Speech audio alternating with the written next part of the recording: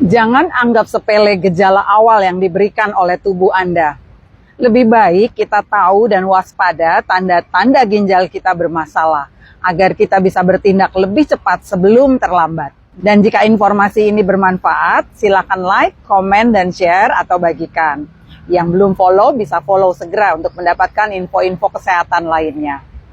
Penyakit ginjal disebut juga dengan silent disease karena jarang menunjukkan gejala yang spesifik dan banyak menderita tak menyadarinya.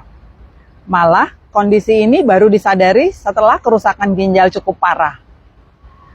Agar lebih waspada, berikut adalah beberapa gejala penyakit ginjal stadium awal yang harus kita ketahui.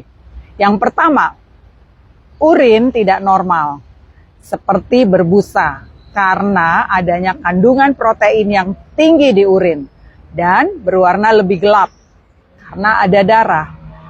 Yang kedua, sering terbangun di malam hari untuk buang air kecil.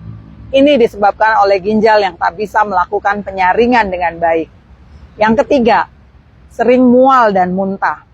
Penumpukan racun dalam darah atau uremia selain membuat rasa makanan yang dikonsumsi seperti logam, juga membuat penderita gagal ginjal sering merasa mual. Yang keempat, penurunan berat badan. Ini disebabkan oleh rasa mual serta hilangnya nafsu makan. Yang kelima, gula darah yang tinggi. Diabetes menjadi penyebab utama gagal ginjal yang tentunya fungsi ginjal menjadi rusak dan tidak optimal. Keenam, tekanan darah meningkat. Ketika tekanan darah meninggi, pembuluh darah menyempit sehingga tidak maksimal mengalirkan darah ke ginjal untuk membuang kotoran dan racun-racun.